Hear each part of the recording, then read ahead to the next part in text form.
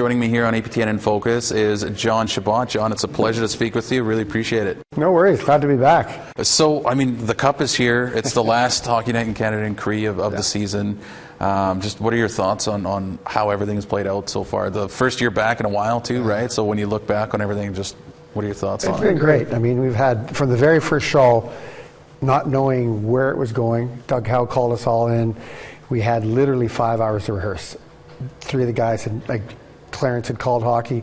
We didn't know each other, and it just kind of came together. And actually came together when the lights came on. We were rehearsing. We were like, "Oh, this is going to go badly," but it just happened, and it's been getting better every time. And having a 2-year break, really, you know, even that coming back was seamless. The guys are getting better all the time, and so it's been really fun, and it's been great in the fact that, you know, the language is being introduced to non-speakers, and what I get now is I get people. I travel the north, and I said, "When's it going to be in our language? When's it going to be in our language?" I'm Dene, Inuktitut, Algonquin. I get these people coming up, and I said, "It's in the works." I don't know, but you know, you would think that at one point it would be.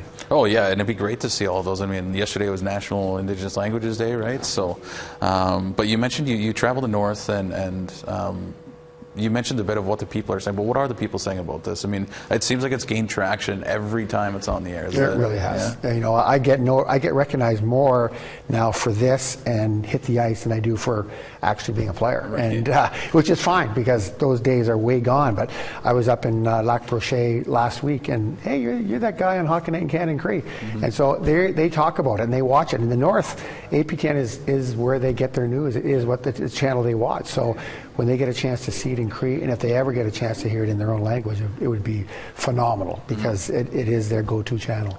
Well, when you're traveling in these communities and people are recognizing you and they're recognizing the program, I mean, what's that mean to you to have people that are tuning in for something that's so, I mean, important and special, really? It really is. I mean, for me, I think it's been said before, and it's often a word that's overused. You know, I'm honored to be here, but it is an honor. I mean, being a player and being a coach is completely different than what we're doing here, because we're reintroducing a language that is beautiful and descriptive and inspiring. And I think that the ability to have that spoken on a TV station that is an Aboriginal station, I mean, it carries the weight of the world, and it gives.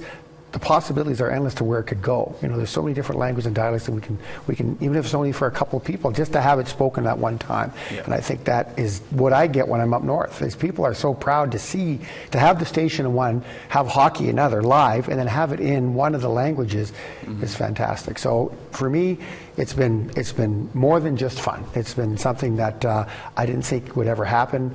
And now that it has, especially after that first game, it's been phenomenal. Well, since it started, I mean, we've had more of these games, and there's been the Brian Trottier Award has been introduced during the broadcast, and I know there's it was Brandon Montour last year, and I know there's going to be another recipient, right, a female this time, yes, right? So, but like you see all of these things happening, and like what's that mean to just keep adding things, and it seems like it's growing. That's it, and the recognition of it. Yeah. I think you know, you get. Trotz is a great guy. I mean, I've known Brian since my first NHL face-off. For my first NHL game was against Brian Trotz. He's a guy that I looked up to as a young guy, knowing he was an Indigenous guy.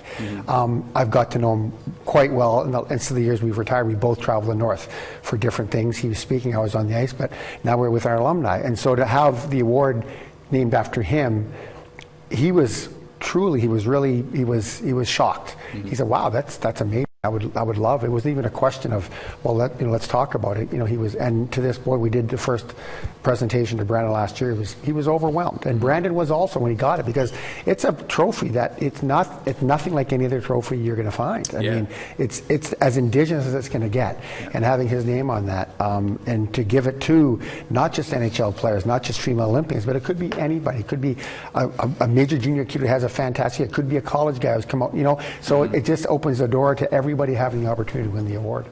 Well, we're looking towards the future, and we're still not really sure about the next future seasons of Hockey Night in Canada and Cree. But give me your best pitch of why this should keep coming back and why it should return. The excitement. I mean, you look at the possibilities. The NHL is always looking to open doors to include other people. It's supposed to be, and they talk about it being hockey is for everybody. Well, this is a way to bring that to everybody. And if you can't bring it to a language that is the oldest language in this country, then you're missing the boat, you're missing something. So if you get a chance to present it to 100 people in a community 100 miles above the Arctic Circle, and they get a chance to pride in seeing NHL, they start following that team or they follow the game more, those are 100 more fans you would have had before. So if you're looking to branch out and find new audiences, you do it by English, French, Indigenous, those are the languages of our country. Yeah. Well, you sold me on that pitch, so hopefully you can sell some of the ones that make the decisions. But I hope so. Well, I'll end on an easy one. And just what's been your favorite part of all of this? The favorite game we called was just before the pandemic. Carolina and Montreal were both going after the same playoff spot. Carolina completely dominated, and Carey Price stood on his head. And he was an Indigenous guy, best Indigenous goalie of all time, top 10 of all time. Yeah. And he was the story. And for me, that kind of encapsulated our whole season. We're doing this game to highlight Indigenous players, and this guy just almost stole a game to get his team into the playoffs. For me, the game, that was my favorite game. The rest of it is just the fact that it's being done. I mean, that 5 years ago, nobody thought it'd be done. They did it the one time. They said, okay, we did the Olympics, and that was great. And then 8 years later, we're doing this. So who knows where it's going to go? If we never do it again, it will come back in another form. I would like to see it continue. I have a great time doing it, even if they replace me with somebody else. No worries. I think that it's a platform that should be spoken to and should be presented and kept. Well, John, that's really well said, and I guess that's a great way to leave it, leave the interview there. But we certainly hope to see it back next year, and I mean, it's just grown so much. So, it really has. Yeah, it really has. Really appreciate the time. Thanks. No worries. Thank you.